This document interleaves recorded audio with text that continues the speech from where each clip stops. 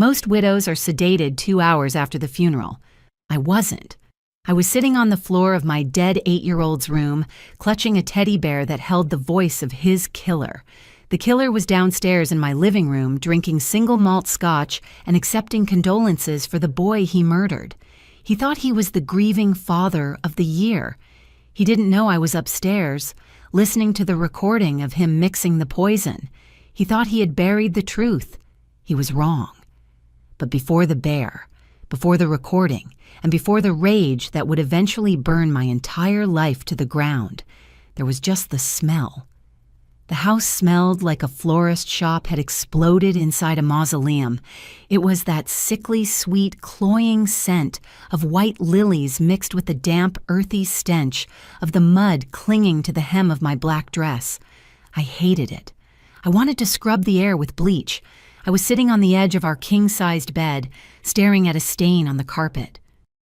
My mind felt like it was floating 3 feet above my body, disconnected, watching a woman named Ashley try to remember how to breathe. Downstairs, the hum of voices was a low, constant drone, like a hive of bees trapped in a wall. They were eating potato salad and murmuring about God's will in better places. I felt a wave of nausea roll through my stomach. It wasn't grief. It was something sharper, colder. It felt like I had swallowed a bag of ice.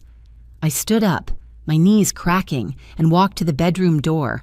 I cracked it open just an inch. From the landing, I had a direct line of sight into the foyer. I needed to see him. I don't know why, but I needed to watch Marcus. He was standing near the front door, shaking hands with Mr. Stanford, the president of the foundation where Marcus worked as the operations director. Marcus looked devastated. His shoulders were slumped forward in a perfect arc of defeat. His eyes were red-rimmed and swollen. He was holding a glass of amber liquid, but he wasn't drinking it. He was just cradling it, like a prop. "You're holding up remarkably well, son," Stanford said. I could hear his booming baritone even from the second floor. He clapped a heavy hand on Marcus's back. "Take all the time you need. The foundation runs itself, but it needs its heart back eventually." Marcus nodded, wiping a tear from his cheek with the back of his hand. I have to be strong for Ashley," he said. His voice was rough, choked with emotion. "She's not handling it well. She's fragile. You know how she is." I gripped the doorframe until my fingernails bit into the wood. Fragile? I was the one who handled the bills. I was the one who fixed the leaking sink when he was too busy networking. I was the one who sat up with Zachary for 3 nights straight when he had the flu last winter, while Marcus slept in the guest room because he couldn't afford to get sick before the quarterly review. Watching him down there, playing the role of the sacrificial, strong husband, made my skin crawl. It felt like I was watching an actor on a stage, and I was the only one in the audience who could see the strings. Why did he look so practiced? I closed the door silently and leaned my back against it.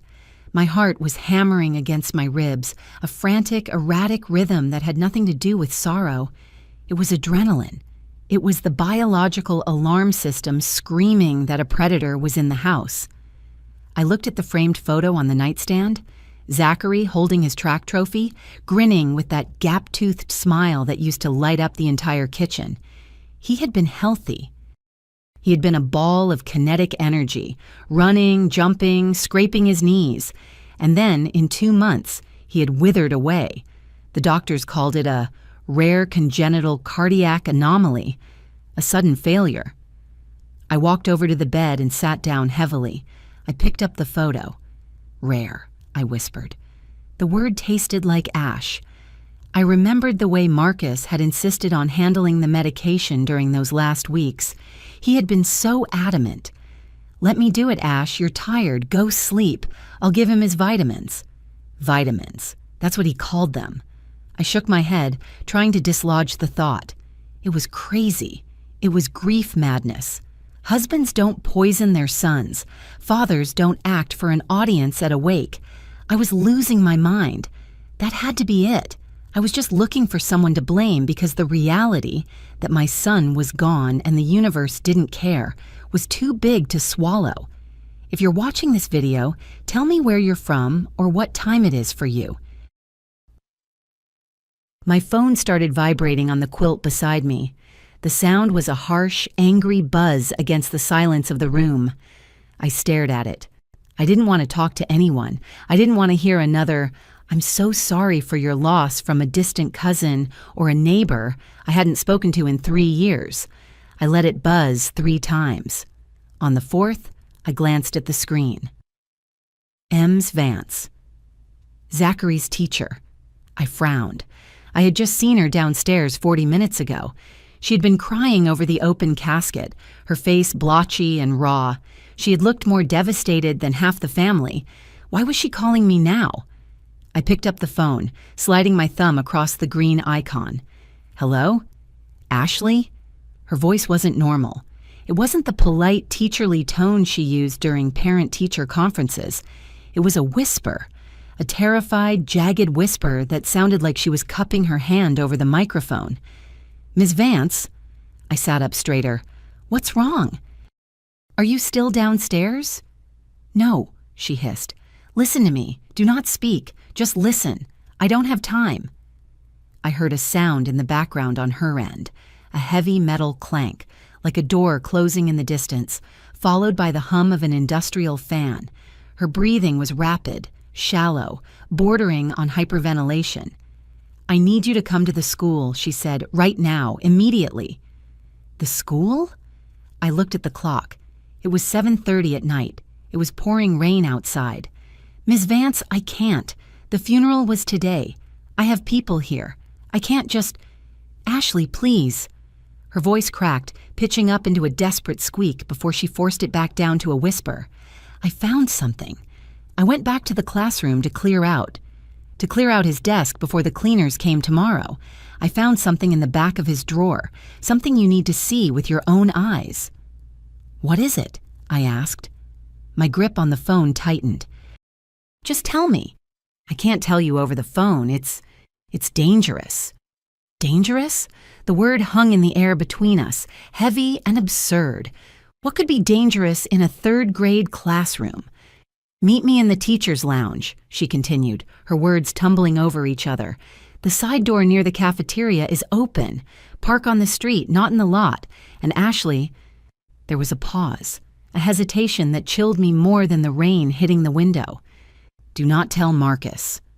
My stomach dropped. "What?"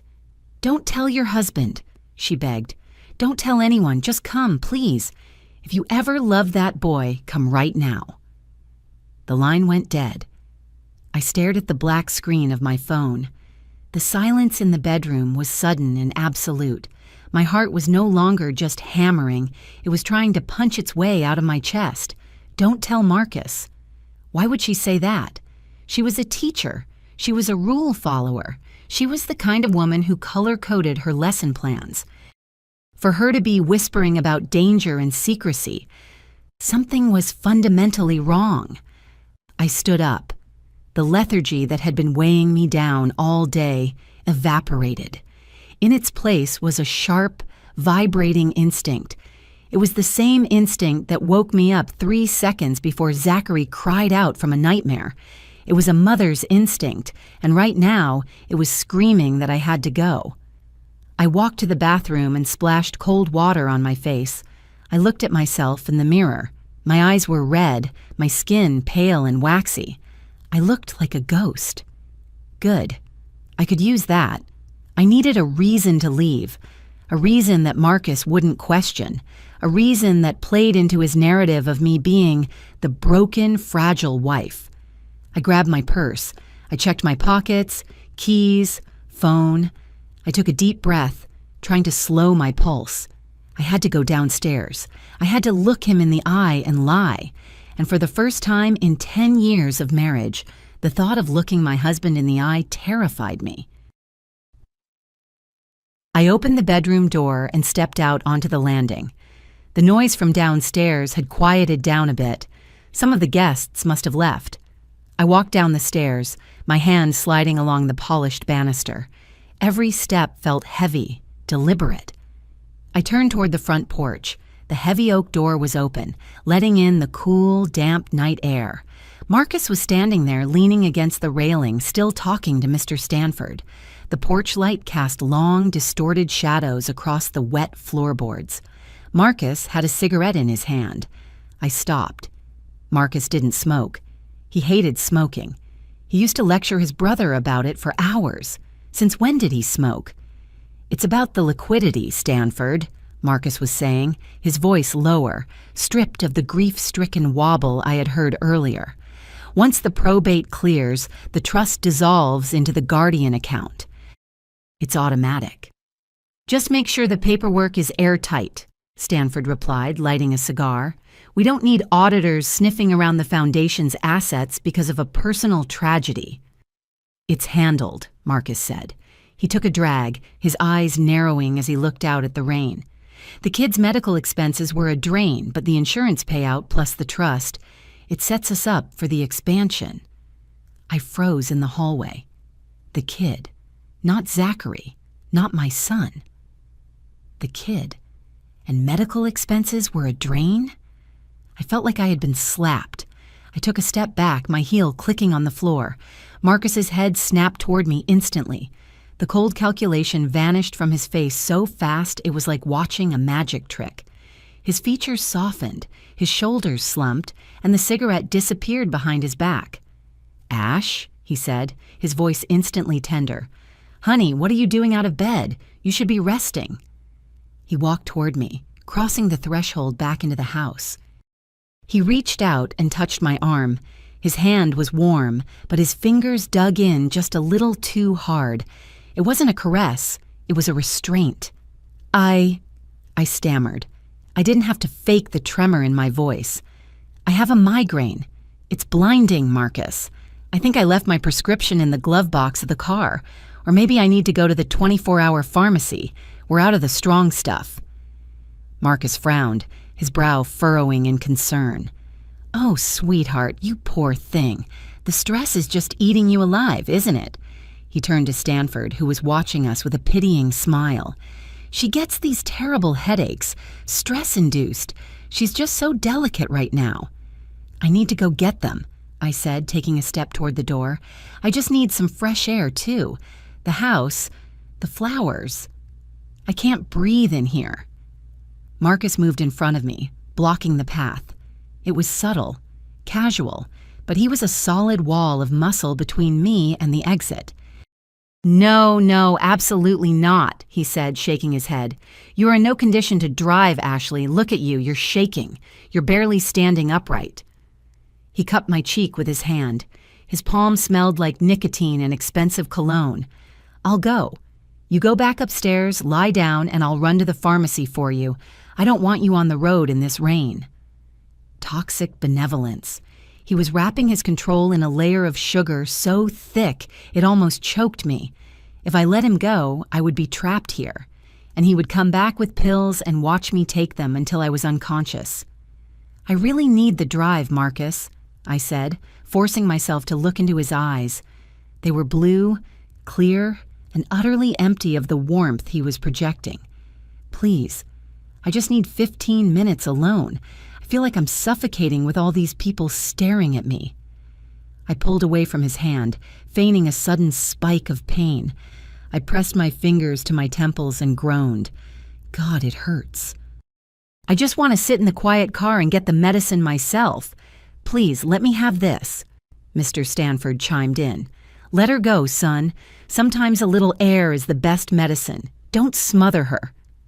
Marcus hesitated. I saw his eyes dart to the car keys in my hand, then to my face, scanning for any sign of deception. He was calculating the risk. If he stopped me too aggressively in front of his boss, it would break his character. "Okay," he said slowly, sighing as if he were making a great concession. "Okay, Ash, but 15 minutes. If you're not back, I'm coming to find you. I worry about you, you know that? You're my whole world now." "I know," I lied. "I'll be right back." I squeezed past him, Careful not to let my body flinch as I brushed against his arm, I walked out onto the porch, down the wet steps, and into the rain. I didn't run, even though every nerve in my body was screaming at me to sprint. I walked like a grieving, migraine-ridden widow until I got to my sedan. I got in, locked the door, and started the engine. As I pulled out of the driveway, I looked in the rearview mirror. Marcus was still standing on the porch, watching me. He wasn't looking at Stanford anymore. He was staring dead at my taillights, his face stripped of all emotion, watching me leave. The rain was a solid sheet of gray against the windshield. The wipers slapped back and forth, thwack, hiss, a hypnotic rhythm that did nothing to calm the chaos in my mind. I gripped the steering wheel so hard my knuckles turned white. The city lights smeared into long, blurry streaks of yellow and red. I was driving automatically, my body handling the turns while my brain tore itself apart. The trust dissolves into the guardian account. The kid. Medical expenses were a drain. The phrases kept looping. I tried to push them away, tried to tell myself I had misunderstood, but the overthinking engine in my head was firing on all cylinders now. It was pulling up files from the last 3 months, re-examining moments I had ignored. Zachary's illness had started so subtly. A tummy ache here, a fever there. We took him to the pediatrician, Dr. Aris, a man Marcus had recommended, a man who was also on the board of the foundation. I hadn't thought anything of it at the time. Connections were good, right? You want the best doctors. Dr. Aris had prescribed a special compounded vitamin and iron supplement to boost Zachary's strength. It was a thick, red syrup. I remembered the smell of it, metallic, bitter. Zachary hated it. He used to cry and clamp his mouth shut. "It burns, Mommy," he'd sob. "It makes my tummy hurt more." I had tried to stop giving it to him once. I told Marcus, "He hates it. Let's switch to the gummies." Marcus had exploded. It was the only time in 10 years he had ever yelled at me about the kids. He had slammed his hand on the counter, rattling the dishes. "Ashley, the doctor said he needs this specific formula. Do you want him to get worse? Are you a doctor? No, so let me handle it if you're too soft to do what's necessary." I had backed down. I had felt guilty. I had felt like a bad mother for prioritizing my son's comfort over his health. So I let Marcus give him the medicine every night. Marcus, who never did chores, who never remembered to take out the trash, suddenly became the most diligent nurse in the world. He never missed a dose. And every time he gave it, Zachary got a little paler, a little quieter. I slammed my hand against the dashboard. "No," I said aloud in the empty car. "No, no, no."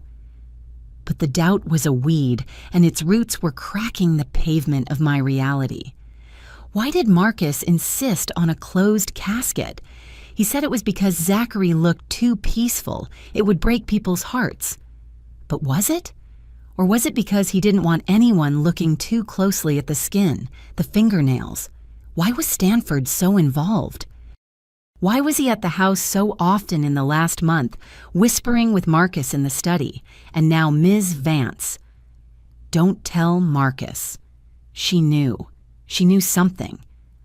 I checked the time on the dashboard clock, 7:45. I was 5 minutes away from the school. The dread in my stomach was heavy, like I had swallowed a stone. I wasn't just driving to a meeting. I was driving toward the end of my life as I knew it. If I was right, if even 1% of my suspicion was true, I was sleeping next to a monster. The elementary school looked like a fortress in the rain. At night, without the noise of children and the bright colors of backpacks, it was just a hulking mass of brick and concrete. The playground equipment looked like skeletons of prehistoric animals rusting in the dark. I didn't pull into the main lot. Miss Vance had been specific. I parked 2 blocks down under the canopy of a large oak tree that blocked the street lamp. I killed the engine and the lights. For a moment, I couldn't move. The silence in the car was deafening. I looked at the dark building. This was insanity. I should be at home. I should be crying into a pillow. I shouldn't be sneaking around like a criminal. Come right now if you ever love that boy. That was the line. That was the hook that dragged me out into the storm. I opened the car door and the rain hit me instantly, soaking my hijab and plastering my dress to my legs. I ran. I kept to the shadows, hugging the fence line until I reached the side gate. It was unlocked, just like she said. I slipped through and crossed the asphalt play area. My sneakers squeaked on the wet ground. Every sound felt amplified. The wind in the eaves, the distant hum of traffic, my own jagged breathing. I reached the side door near the cafeteria. It was propped open with a small rock. I paused, my hand hovering over the handle. Why was the door propped? If Ms. Vance was scared. If she was hiding, why leave the door open for me? Why not wait by the glass and open it when she saw me? A shiver of pure paranoia went through me. It felt like a trap. Don't be stupid, Ashley, I scolded myself. She propped it so you could get in without knocking. She doesn't want to make noise. I pushed the door open and stepped inside. The smell of the school hit me instantly. Floor wax, old milk, and chalk dust. It was a smell that usually meant safety and learning. Tonight, it smelled like abandonment. The hallway was pitch black, lit only by the faint red glow of the emergency exit signs. I knew the layout. The teacher's lounge was down the main hall, past the library on the left. I started walking. I tried to be quiet, but my wet shoes squelched on the linoleum. Squelch, squelch. It sounded like a heartbeat. I passed Zachary's classroom, door 3B. I couldn't look at it. If I looked at it, I would collapse. I kept my eyes fixed on the red light at the end of the hall. As I neared the teacher's lounge, the silence broke. I heard a voice. It was low, muffled by the walls, but distinct. It was a man's voice. I froze mid-step. Ms. Vance hadn't said anything about a man. She said she found something. She said she was alone. Was it the janitor? The security guard? I crept closer, pressing my back against the lockers. The air in the hallway felt colder as I got closer to the lounge. The door was slightly ajar, a sliver of fluorescent light spilling out onto the dark floor like a jagged scar. Should have stayed out of it, Vanna, the voice said. My blood turned to ice. The tone was calm, almost bored. It was a tone I had heard 1,000 times. It was the tone used to discuss mortgage rates or football scores or what to order for dinner. It was Marcus. My brain refused to process it. Marcus was at home. I had left him on the porch 15 minutes ago. He was waiting for me to come back with migraine pills. He couldn't be here. It was physically impossible. Unless he followed me. Unless he knew. Please, Miss Vance's voice trembled. She sounded small, broken. I didn't tell anyone. I just found it. I swear. You called her, Marcus said. I checked the logs on the family plan. You called my wife. I didn't tell her anything. I just asked her to come. Same thing, Marcus sighed. There was a rustling sound like stiff fabric moving. You're making this very messy. I hate messy. Stanford hates messy. I inched toward the doorframe. I had to see. I had to know for sure. I held my breath until my lungs burned. I peeked one eye around the edge of the door. The teacher's lounge was starkly bright. Miss Vance was backed into the corner, pressed against the refrigerator. Her eyes were wide, white circles of terror. Her hands were up in a surrender pose, shaking violently. And there, standing with his back to me, was a man in a black raincoat. He was tall, broad-shouldered. He was holding something in his left hand, a small black USB drive. But it was his right hand that made me stop breathing. His right hand was resting casually in his pocket, but the way he stood, weight on his left leg, head tilted slightly to the side, was unmistakable. He turned his head slightly, just enough for the light to catch his profile. It was him. He wasn't grieving. He wasn't crying. His face was a mask of cold, annoyed indifference. He looked at Ms. Vance the way one looks at a flat tire or a stain on a shirt, an inconvenience. "You have the drive," Ms. Vance sobbed. "Just take it. Just go. I won't say a word." "I know you won't," Marcus said softly. He took a step toward her. I covered my mouth with both hands to stifle the scream that was clawing its way up my throat. My husband, the man who had held me while I wept over our son's coffin 4 hours ago, was cornering a terrified woman in an elementary school break room. He had beaten me here. He had tracked the call. He was the danger Ms. Vance had warned me about, and I was standing 10 feet away, armed with nothing but a migraine lie and a broken heart. I must have leaned too hard on the door frame, or maybe the floorboards just betrayed me, groaning under my weight like they were tired of holding up secrets. The sound was sharp, a distinct creak that cut through the hum of the refrigerator. Marcus spun around. The movement was fluid, military precise. In that split second, the light hit his face and I saw the predator. His eyes were wide, alert, devoid of anything human. His lip was curled back slightly like a dog about to snap. My heart stopped. It literally felt like the muscle seized in my chest. I gripped the door frame, my knuckles turning white, waiting for the violence. I waited for him to lunge, to shout, to pull a gun. I braced myself for the end. But then, the switch happened. It was terrifying to watch. The tension drained from his shoulders instantly. His brow furrowed into a mask of confused, heartbreaking concern. The predator evaporated, replaced by the grieving husband I had left on the porch. "Ashley," he breathed, his voice trembling perfectly. "Oh, honey, you found me." He stepped away from Ms. Vance, sliding his hands into his pockets. The USB drive disappeared. He walked toward me, arms open, shaking his head as if I were the one who had scared him. "I didn't want you to come here," he said softly, reaching for me. "I told Vance not to call you if she found anything. I wanted to spare you." I stood frozen. My brain was misfiring, trying to reconcile the man who had just been threatening a teacher with the man now trying to hug me. I stiffened as his arms went around me. He smelled of rain and that distinct metallic scent of ozone. "What are you doing, Marcus?" I whispered. I couldn't look him in the eye. I stared at his collar button. "Why are you here?" "I came for his art," he said.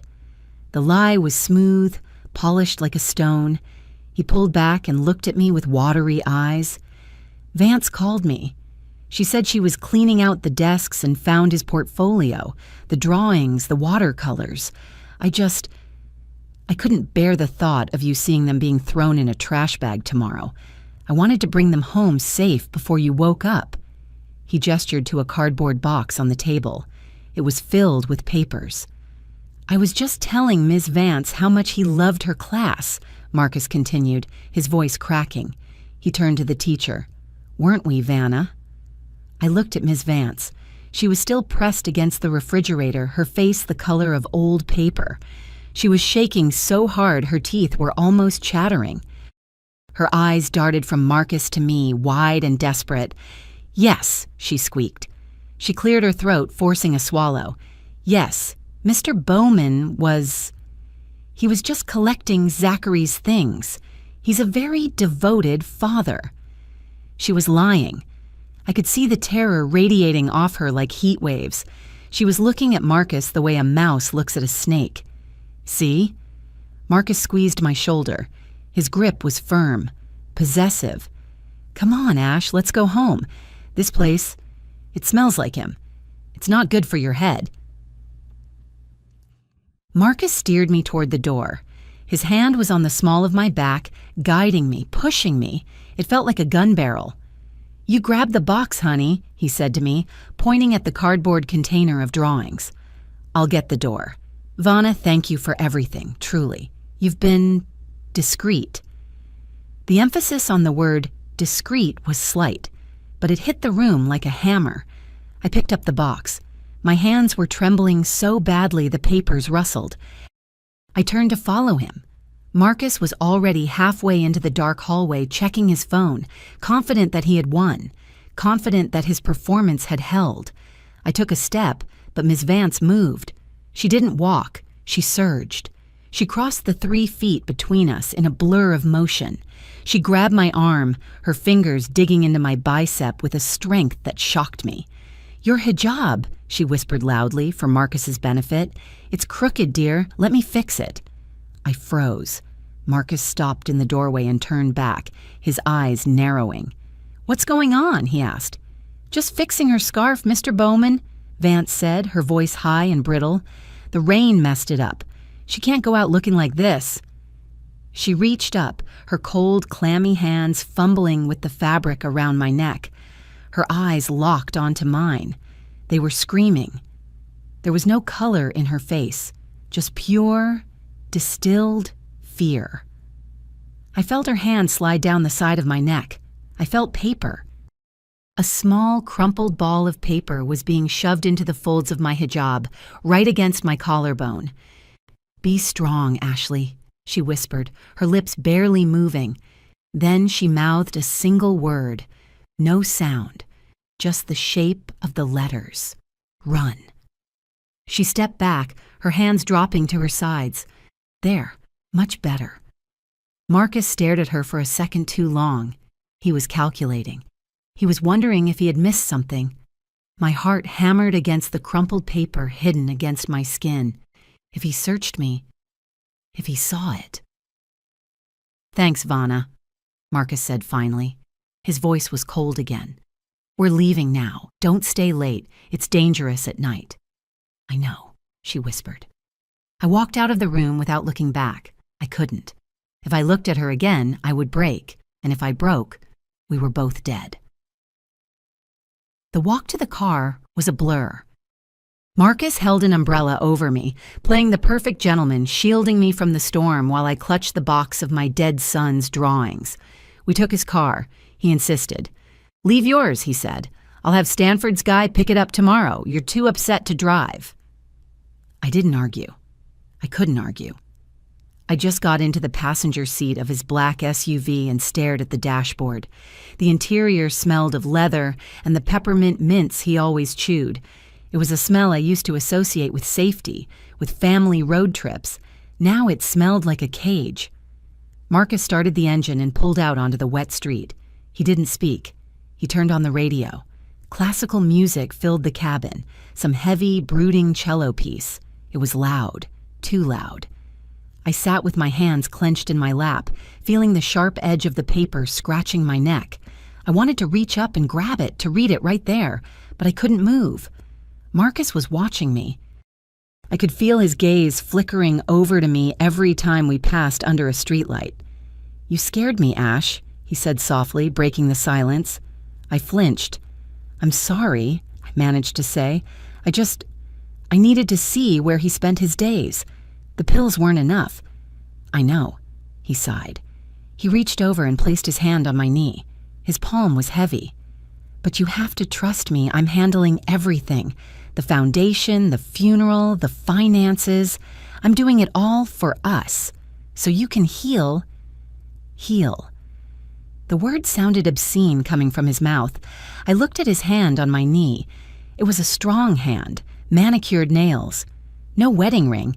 He had taken it off because his fingers were swollen from crying, he had claimed this morning. I looked at those fingers and wondered if they had trembled when he poured the poison. Had he hesitated?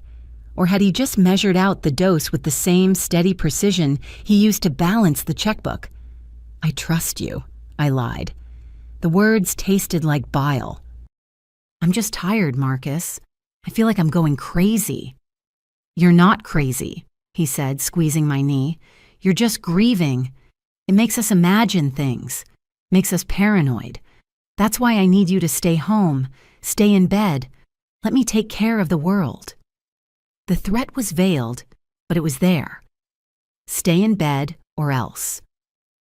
I turned my head to look out the window, watching the rain streak the glass. We were passing the bridge over the river. The water below was churning, black and violent. "Run," she had said. I was sitting in a locked car moving at 50 miles an hour next to a murderer. There was nowhere to run. When we pulled into the driveway, the house was dark except for the porch light.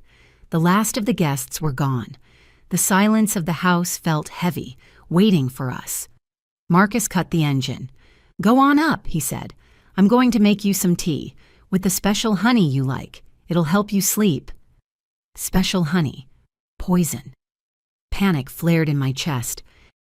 "I don't want tea," I said, unbuckling my seatbelt too quickly. "I feel sick. My stomach. I think I'm going to throw up." It wasn't entirely a lie. The nausea was rolling over me in waves. "Okay," Marcus said soothingly. "Go, take a hot shower. Wash this day off." I scrambled out of the car and ran up the steps. I didn't stop in the foyer. I didn't take off my shoes. I ran straight up the stairs, my wet dress clinging to my legs, and burst into the master bedroom. I went straight to the ensuite bathroom and locked the door. Then I engaged the deadbolt. Then I dragged the heavy laundry hamper in front of the door. I turned on the shower, cranking the handle all the way to hot. The steam began to fill the small room.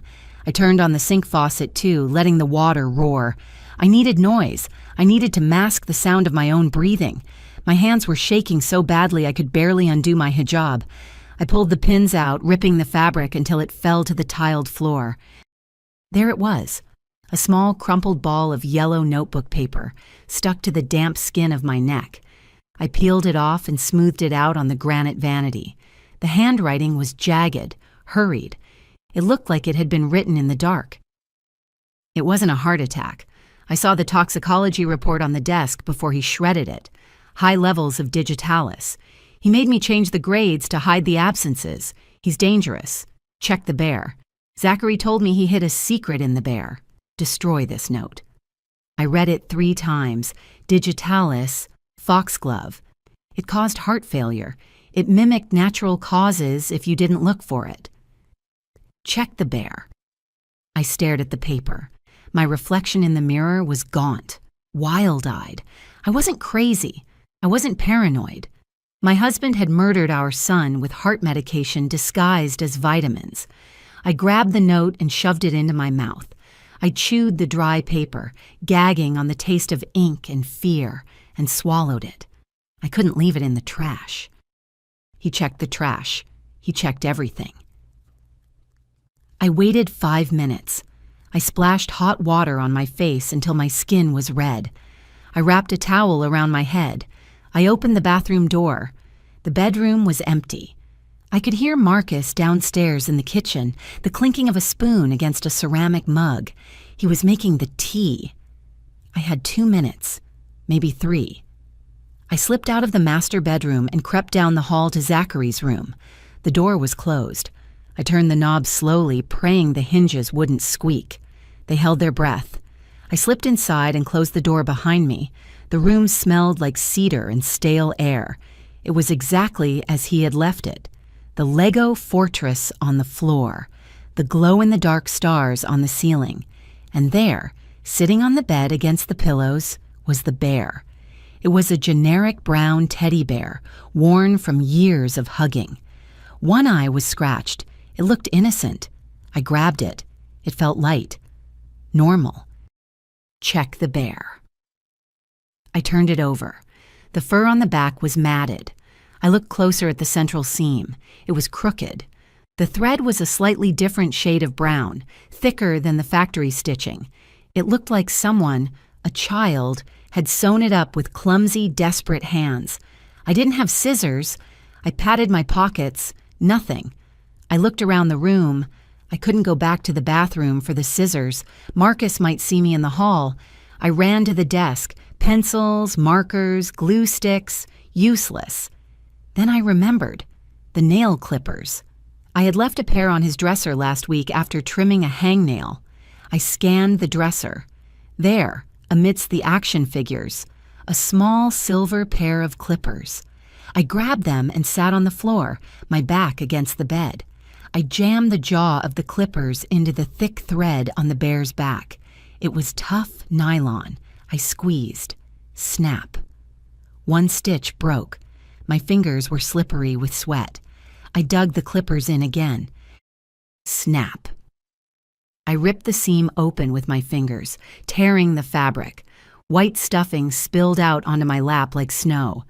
I dug my hand inside the bear's body, pushing past the fluff. My fingers brushed against something hard and cold. Plastic. I pulled it out.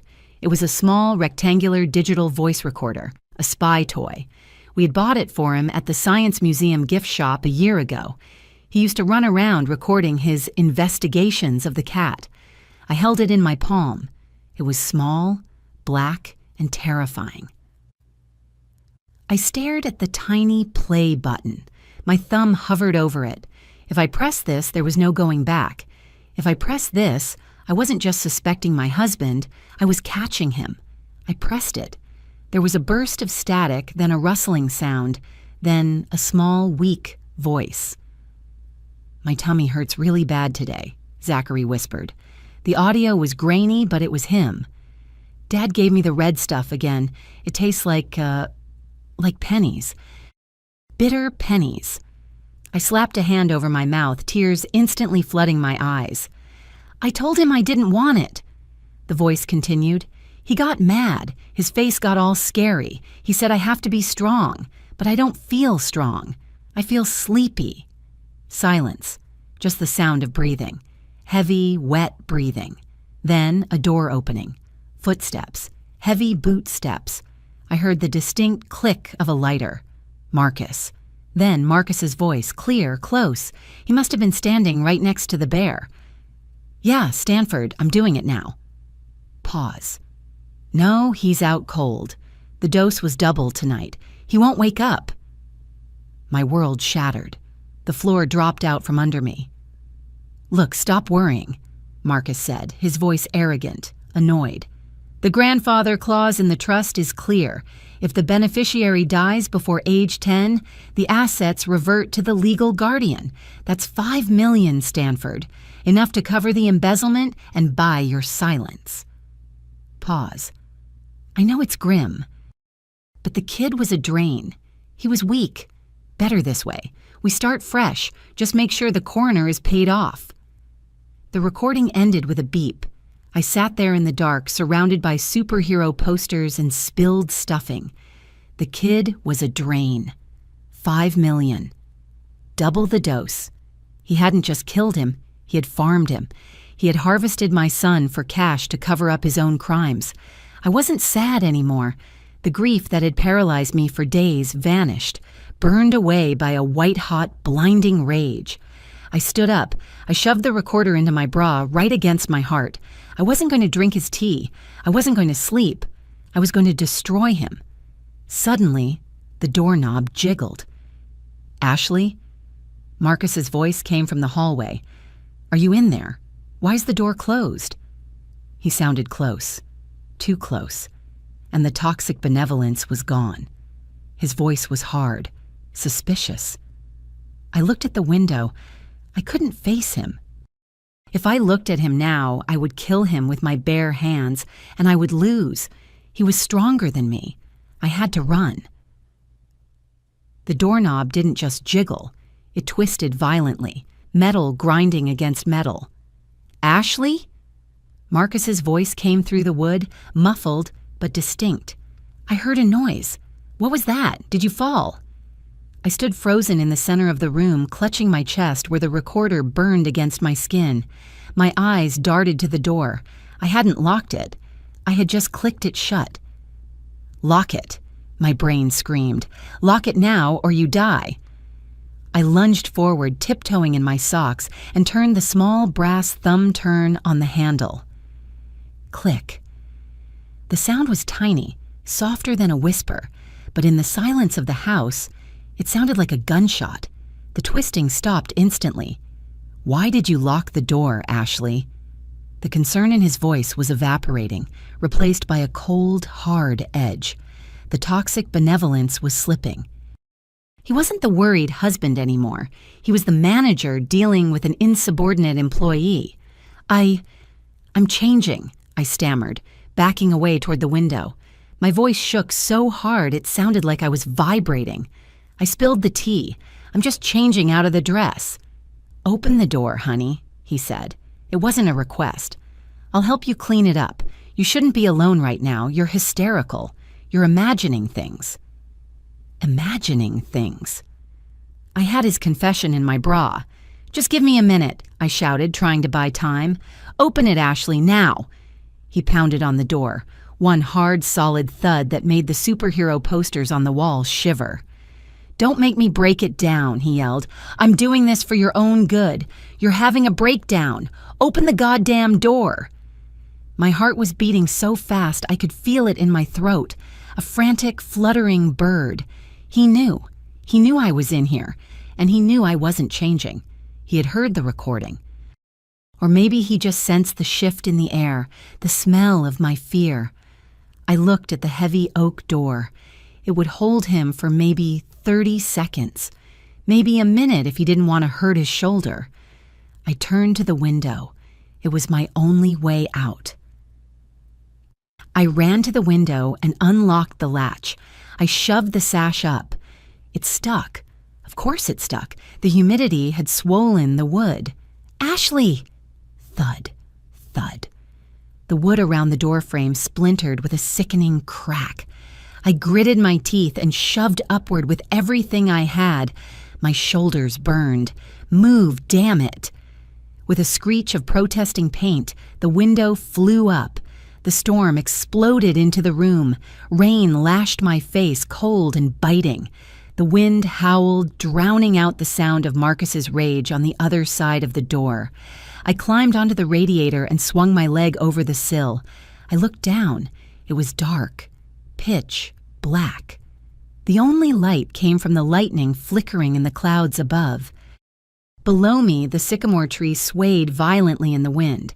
Its branches were wet, slick, and terrifyingly thin. I had yelled at Zachary 1,000 times for climbing this tree. It's dangerous, I used to tell him. You could fall. Now I had to jump into it. I grabbed the thickest branch I could reach. The bark was rough and slimy with moss. I took a breath that tasted of ozone and fear, and I launched myself out of the window. My hands slipped instantly. I gasped as my grip failed.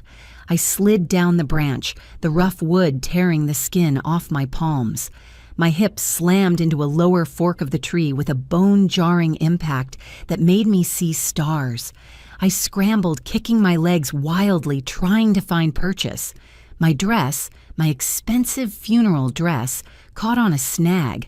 I heard the fabric rip, a long, tearing sound. I didn't care. I wrapped my arms around the trunk, hugging the wet wood like a lover. Above me, inside the room, I heard a crash. The door had given way. I froze, pressed against the dark side of the trunk, 20 feet off the ground. Ashley! Marcus's voice was a roar. He was in the room.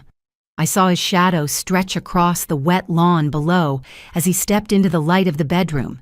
He ran to the window. I saw his hands grip the sill, his knuckles white. He leaned out into the rain, his head swiveling left and right. "Where are you?" he screamed. "You can't run from me. You have nowhere to go. You have no money. You have nothing." I squeezed my eyes shut, holding my breath. I was shaking so violently that the leaves around me were trembling. If he looked down, if he just tilted his head 45 degrees, a flash of lightning lit up the backyard like a strobe light. For a second, everything was silver and black. The swing set, the fence, the mud. I pressed my face into the moss, praying to a God I hadn't spoken to in weeks. "Don't let him see me, please." "Bitch!" Marcus screamed at the darkness. He slammed his hand against the window frame. He pulled his head back inside. I heard him stomping across the room. He was going downstairs. He was coming out the back door. I had to move. Now. I unhooked my legs from the branch and slid. It wasn't graceful.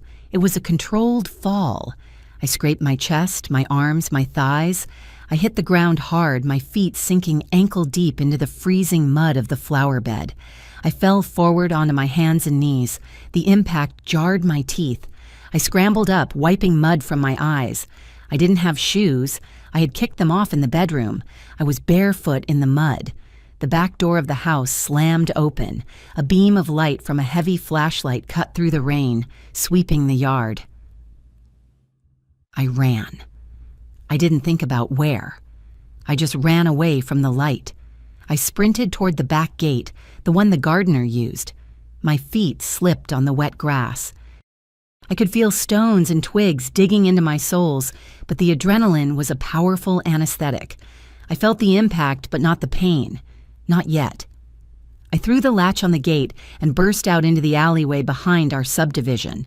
It was a narrow service road paved with gravel. I turned left toward the main road. Don't look back. Don't look back. My lungs were burning. The air was cold and wet, and every breath felt like inhaling broken glass. I clutched my chest, checking the recorder. It was still there. Hard. Real. I ran past the fences of my neighbors, the Millers, the Goldsteins.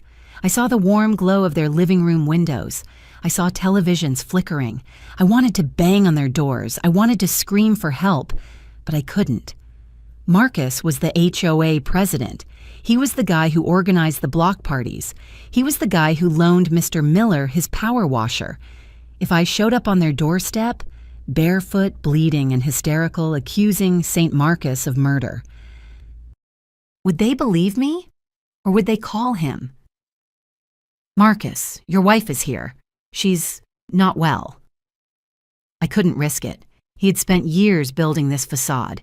He had insulated himself with charm. I was alone. I reached the end of the alley and stumbled onto the sidewalk of the main boulevard. The streetlights reflected on the wet asphalt, creating long ribbons of light. A car turned the corner 2 blocks down. Bright white LED headlights blinded me. I threw myself behind a parked delivery van, crouching in the gutter. My heart hammered against my ribs. Was it his SUV? Was it the police? The car hissed past. It was just a taxi. I let out a sob that was half laugh, half choke. I forced myself up. I had to keep moving. I had to get to a public place. I ran for another 10 minutes. My legs felt like lead pipes. The cold had seeped into my bones, making my movements jerky and uncoordinated. I saw the neon sign of a gas station in the distance. Closed. The lights were off inside, but the canopy lights were on. I stumbled under the awning, gasping for air. I leaned against the cold brick wall and slid down until I was sitting on the concrete. My dress was a ruin of mud and ripped fabric. My feet were bleeding. I reached into my pocket. My phone. Please let it be working. Please. I pulled it out. The screen was wet. I wiped it on the driest part of my dress, my armpit. I pressed the side button. The Apple logo flickered on, then the lock screen. 4% battery. Only 4%. I tapped the phone icon. The screen didn't register my touch. My fingers were too cold, too wet. Come on, I sobbed, hitting the glass. Come on, I blew on my fingers, trying to warm them. I tried again. It unlocked. I didn't call the police. Marcus had connections. Stanford had connections. They would control the narrative before I even finished my sentence. I scrolled to K. Kevin Mitchell, my best friend from college, the investigative journalist who had told me years ago that Marcus had dead eyes. I hadn't listened then. I pressed call. Ring. Ring. It was 2 a.m. He was asleep. Ring. Pick up, Kevin. Please, God, pick up. Ring. Hello? His voice was thick with sleep. Ash? Is everything okay? Kevin, I choked out. Listen to me. Don't talk. Just come get me. What? What's going on? You sound...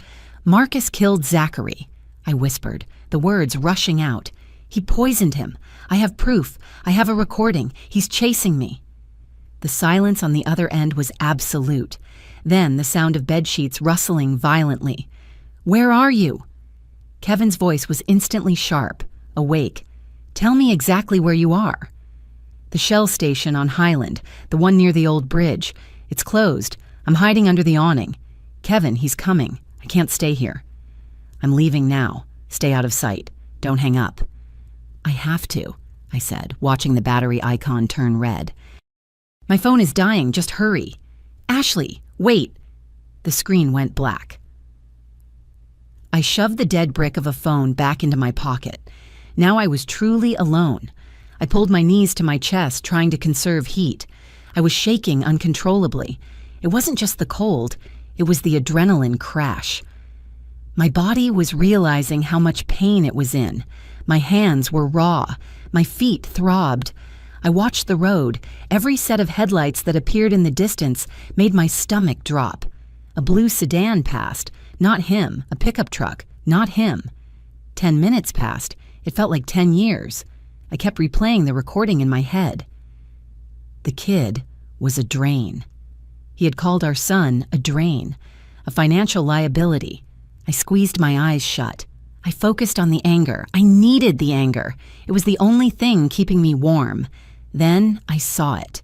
A beat-up gray Honda Civic with a dented front bumper and one headlight that was slightly dimmer than the other. Kevin.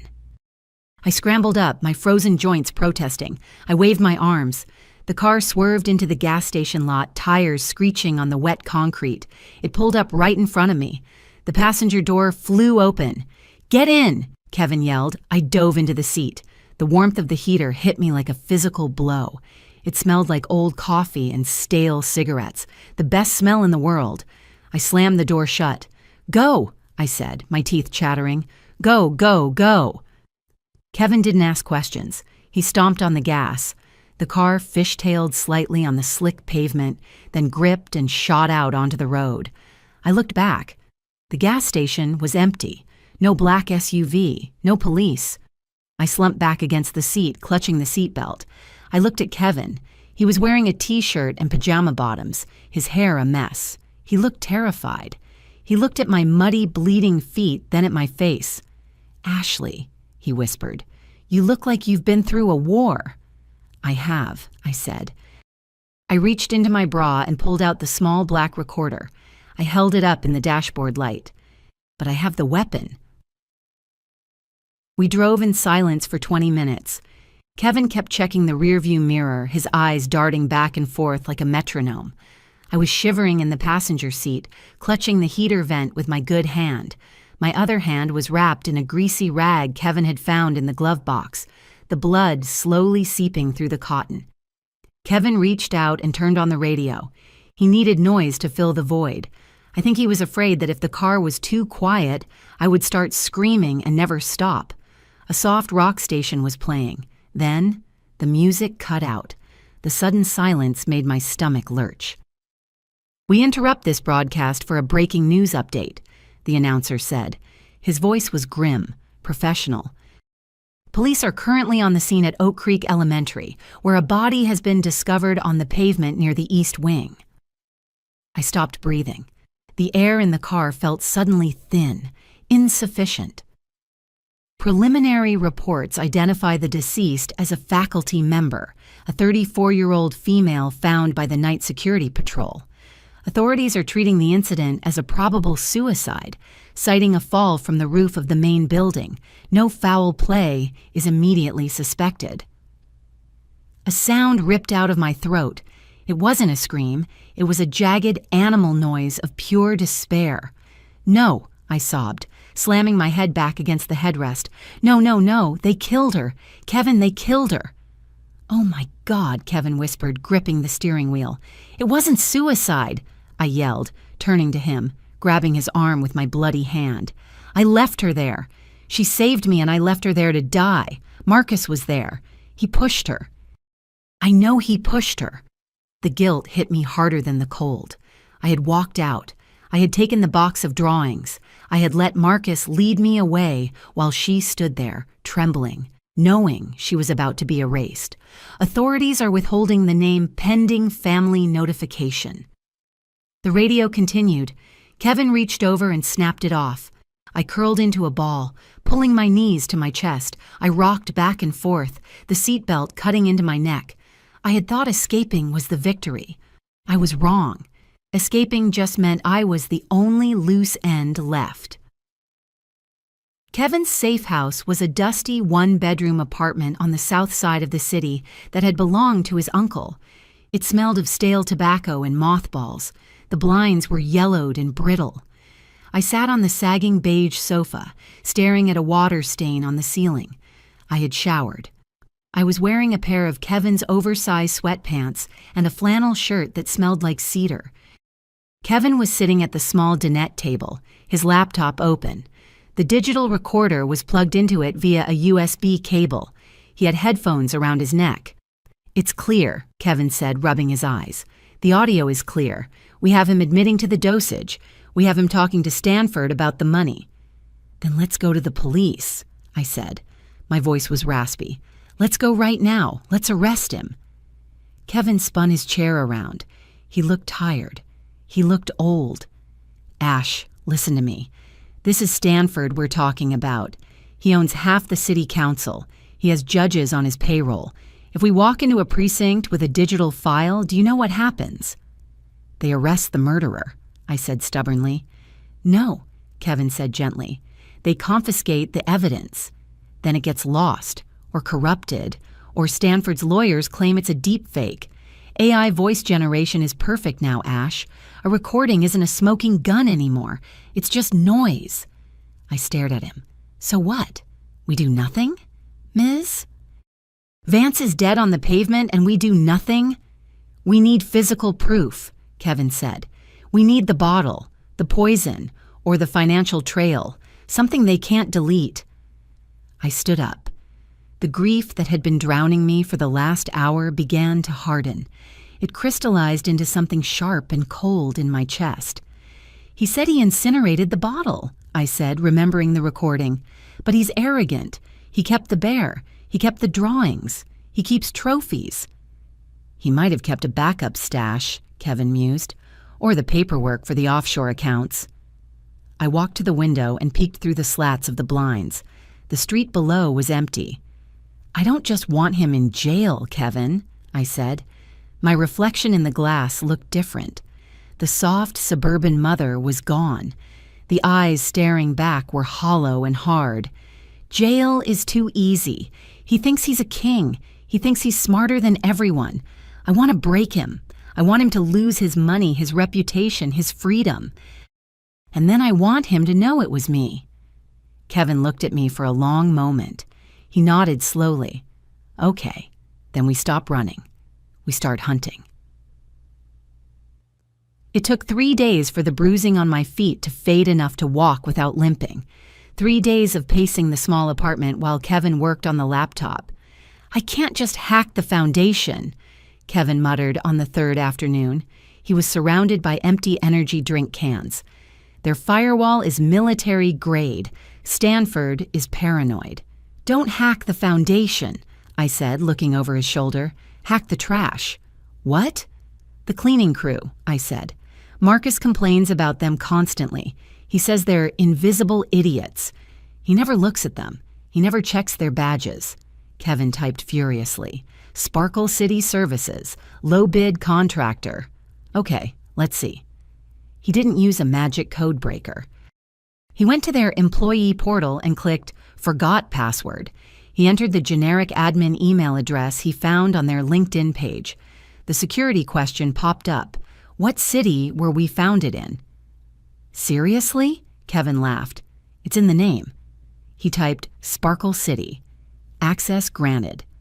"Okay, I'm in the roster," Kevin said. "I can add a temp worker for the night shift, but you can't go as Ashley Bowman." I went to the bathroom. I found a pair of rusty kitchen scissors in the drawer. I looked at my long, dark hair Marcus loved to brush, hair he said made me look regal. I grabbed a handful and cut. The sound of the blades shearing through the hair was satisfying. Snip, snip. I watched the locks fall into the sink. I cut it into a choppy, uneven bob that hung just below my ears. I found a bottle of peroxide under the sink. I bleached the ends until they were a brassy, fried yellow. I put on a pair of thick, black-rimmed glasses Kevin had found in a junk drawer. I looked at the woman in the mirror. She looked tired. She looked rough. She looked like someone who scrubbed toilets for minimum wage. "Her name is Sadie," I said, walking back into the living room, "and she starts tonight." The service entrance of the foundation building was a heavy steel door next to the loading dock. It smelled of diesel fumes and rotting garbage. I was wearing a blue polyester uniform that was 2 sizes too big. Kevin had stolen it from a laundry truck parked 3 blocks away. I pushed a yellow mop bucket toward the door, my heart hammering against my ribs like a trapped bird. "ID," the guard grunted. He didn't look up from his phone. He was a heavy-set man, bored out of his mind.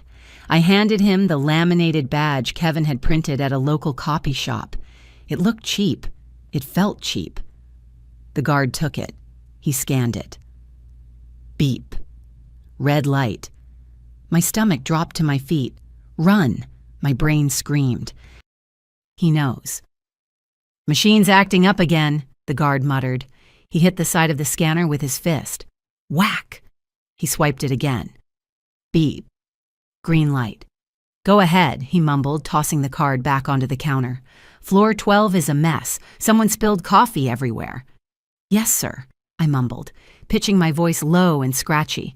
I grabbed the card and pushed the bucket through the turnstile. My hands were sweating inside the rubber gloves.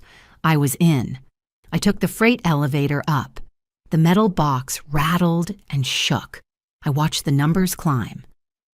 10, 11, 12. The elevator pinged. The doors slid open. The 12th floor was silent.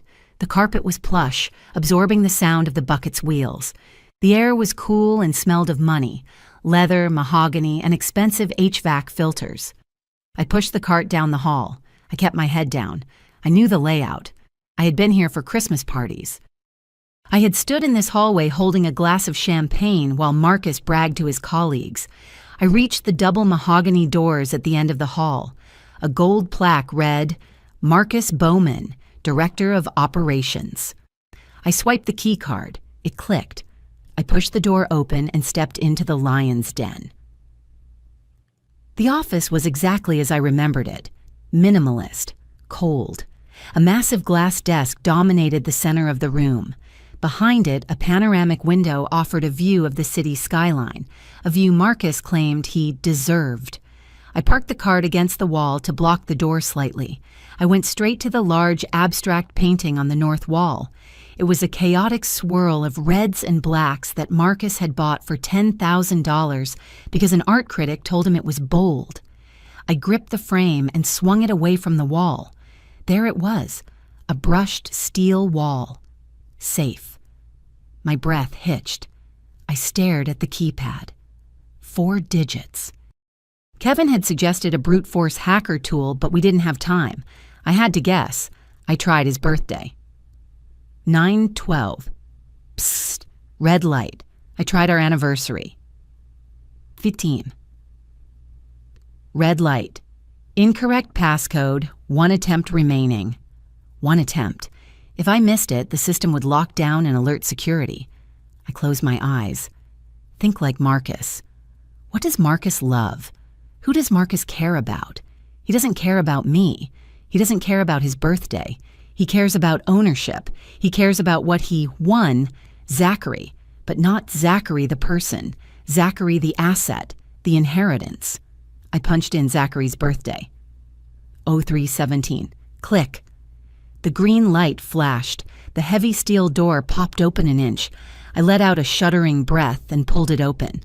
I reached inside, my hand shaking. I felt papers, passports, stacks of cash wrapped in rubber bands. I pulled out a thick file folder. I flipped it open. It was bank transfer records, shell companies. Project Z listed as a line item with a $5 million payout. This was it, the financial motive. But I searched the back of the safe. I felt around the cold metal corners. No bottle, no red syrup. Damn it, I whispered. He really had destroyed it. I grabbed the folder and the passports. I shoved them into the waistband of my uniform pants under the baggy tunic. Then I heard it, the ding of the elevator down the hall. Voices, loud voices. "You worry too much, baby," a man said. Marcus. "I'm not worrying, I'm being practical," a woman replied. Her voice was shrill, annoyed. People are talking, Marcus. The police were here yesterday asking about invoices. Simone, his executive assistant. The woman who smiled at me at holiday parties and asked about my garden. They were getting closer.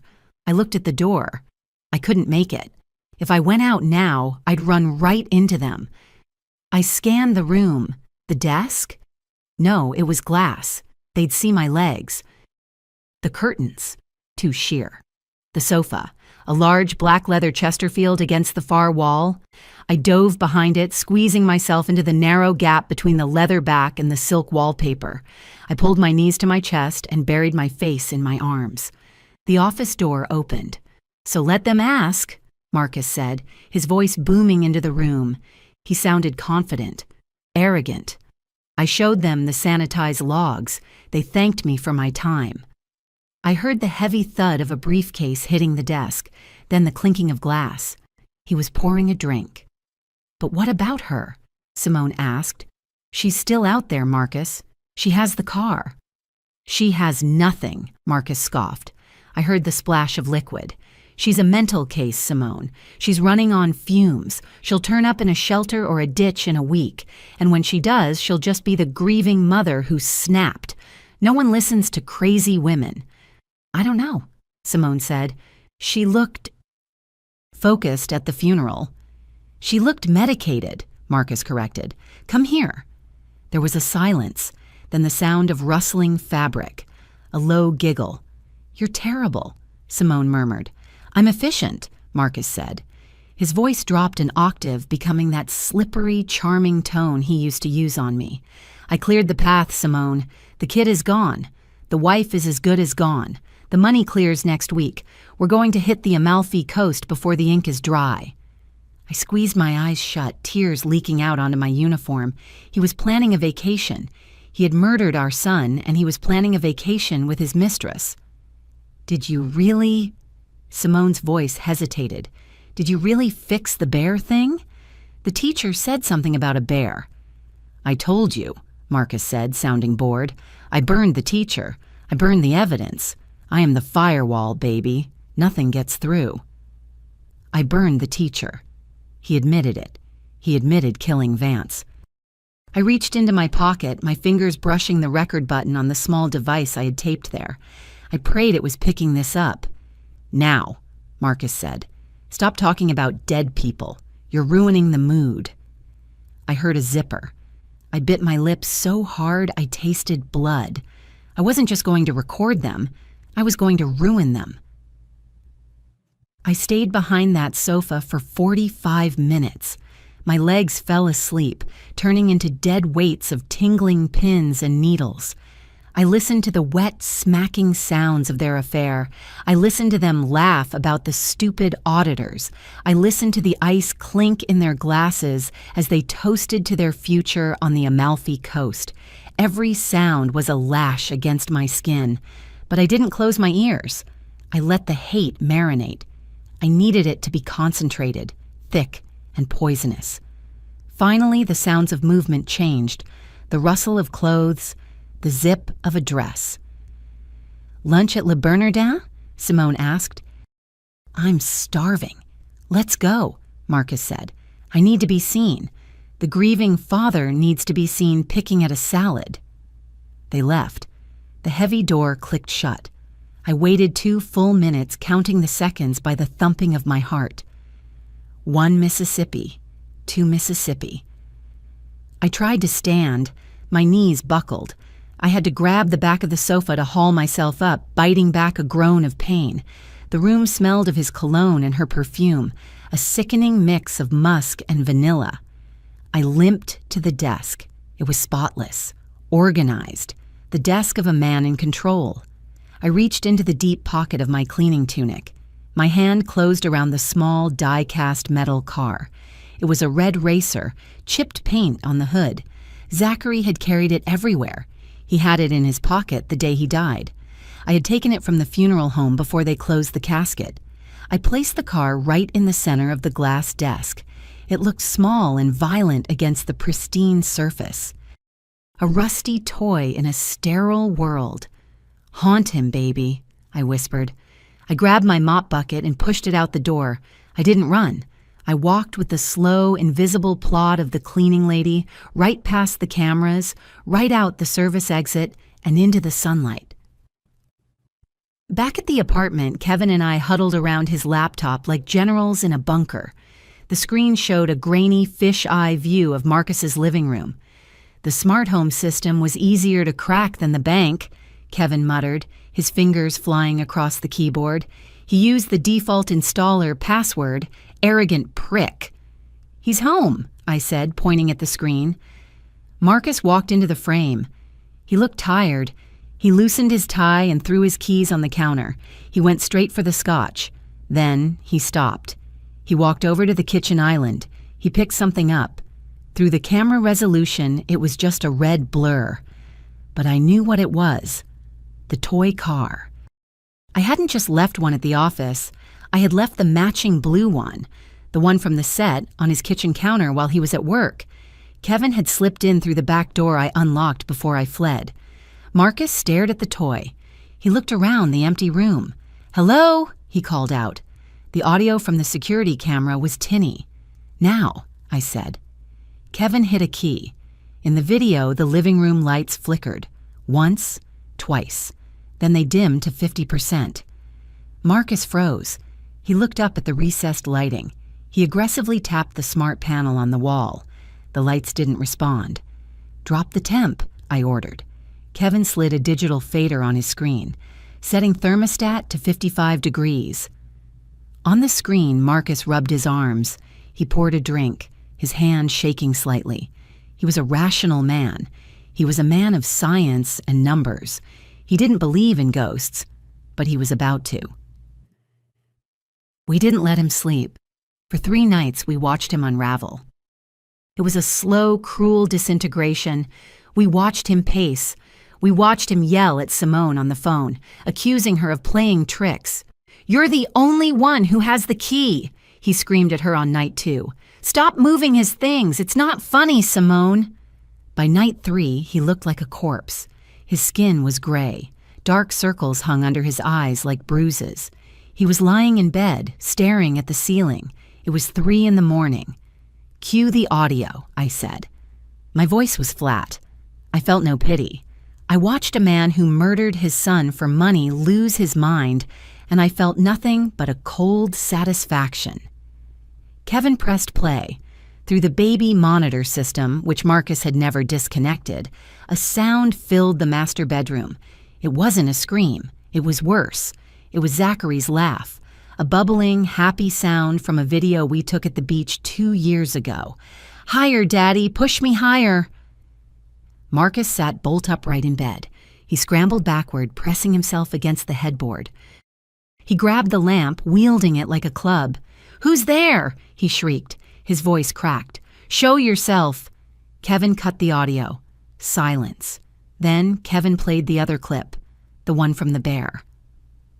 "My tummy hurts, Daddy. Why does the medicine taste like pennies?" Marcus threw the lamp at the wall. It shattered. He curled into a ball, covering his ears, rocking back and forth. "I'm sorry," he moaned. I had to. "He's breaking," Kevin said. "He's ready." "Not yet," I said. "Tomorrow is the gala. Tomorrow we finish him." The Foundation's annual charity gala was held at the Grand Oblivious Hotel. It was a disgusting display of wealth, crystal chandeliers, $10,000 tables, and people pretending to care about children while drinking champagne that cost more than my mortgage. Kevin and I were in the parking lot sitting in the back of his van. We had 3 monitors set up, hooked into the hotel's AV system. "Signal is strong," Kevin said, adjusting his headset. "I'm in the projector loop. They have a file queued up called Tribute to Zachary MP4. It's a montage of sad photos set to Sarah McLachlan." "Replace it," I said. "Uploading The Truth MP4 now," Kevin said. A progress bar appeared on the screen. 20%. 40%. On the main monitor, we watched the live feed from the ballroom. Stanford was on stage. He was sitting in a wheelchair now. The stress of the rumors had apparently taken a toll. Or maybe it was just a sympathy prop. "And now," Stanford announced, his voice booming through the speakers, "I want to invite up a man who exemplifies strength. A man who, despite losing his own son, continues to fight for yours. Our director, Marcus Bowman." Applause. Polite, wealthy applause. Marcus walked onto the stage. He looked terrible. He had tried to cover the dark circles with makeup, but under the harsh stage lights, he looked waxen. He was sweating profusely. He kept glancing over his shoulder. "Thank you," Marcus said, gripping the podium. This is for Zachary." "Upload complete," Kevin said. "It's live." "Hit it," I said. Behind Marcus, the massive projection screen flickered. The logo of the foundation disappeared. The room went dark. Then the audio started. It wasn't soft piano music. It was the hiss of static. Then Marcus's voice, amplified to a deafening volume, boomed through the ballroom. The kid was a drain. He was weak. Better this way. The room went dead silent. The applause died instantly. On stage, Marcus froze. He looked up at the screen. A photo appeared. It was the financial document I had photographed in the safe. The Project Z transfer. Then the audio continued. "I incinerated the poison bottle. I burned the teacher. Nothing gets through." A collective gasp ripped through the audience. Chairs scraped as people stood up. Marcus backed away from the podium. "No," he shouted. "No, that's fake. That's AI. Someone turn it off." The screen changed again. It was a video of Simone and Marcus in the office, recorded from behind the sofa. "We're going to hit the Amalfi Coast before the ink is dry." In the front row, Simone stood up. She looked like she was going to vomit. She turned and ran toward the exit. "It's a lie!" Marcus screamed, his voice shredding. He pointed a shaking finger at the projection booth. "Stanford, you set me up! You did this!" Stanford, in his wheelchair, looked pale. He was frantically signaling to security. "Arrest him!" Stanford yelled, his voice weak. "Get him off the stage!" "You took half the money, you old bastard!" Marcus roared into the hot microphone. "Don't pin this on me! We planned it together!" The crowd went wild. Phones were out. Flashes were popping like strobe lights. It was chaos. It was perfect. Security guards rushed the stage. Marcus saw them coming. The survival instinct, the rat in the corner, took over.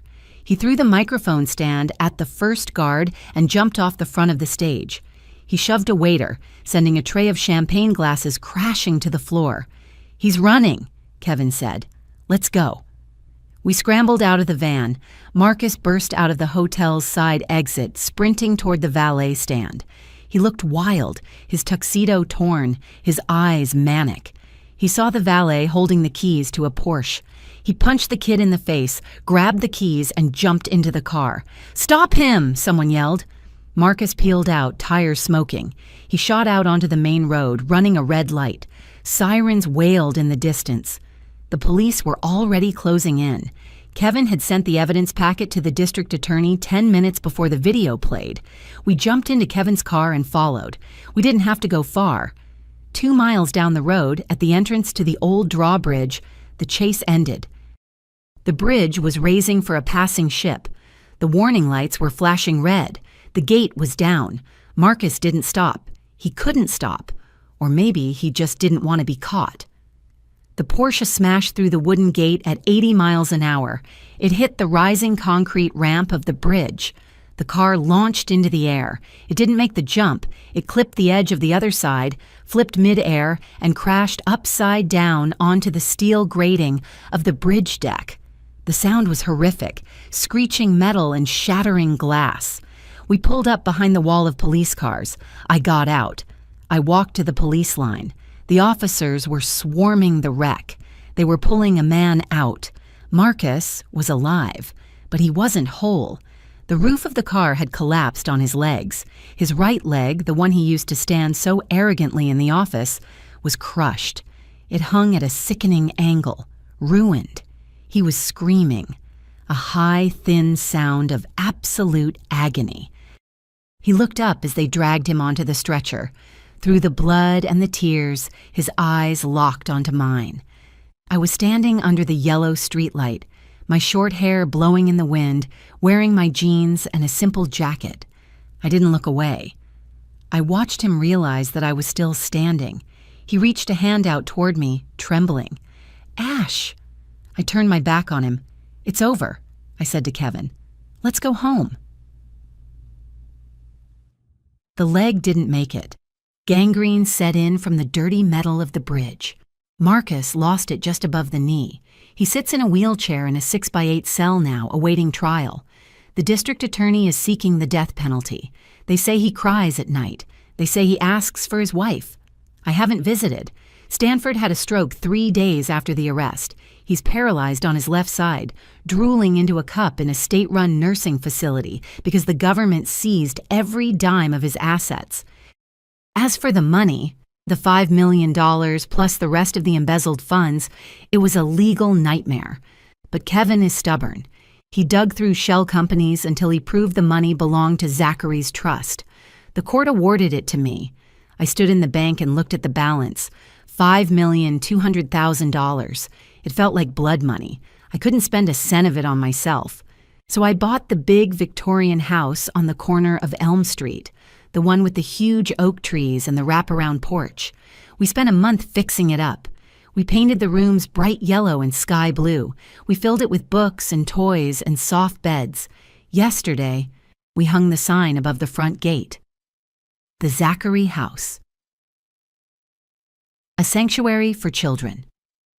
I walked through the front door this morning. The hallway smelled of fresh paint and baking cookies. I heard feet running on the floorboards upstairs. Laughter. I walked into the main office. There's a photo on my desk. It's not of Marcus. It's of Zachary smiling his gap-toothed smile, and next to it, a photo of Ms. Vance. I sat down and picked up the phone. "Zachary House, this is Ashley," I said. "How can we help you?" I'm not a victim anymore. I'm a guardian.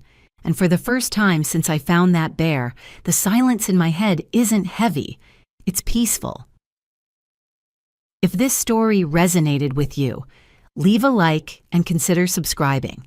You can also drop any comment below, even just one word.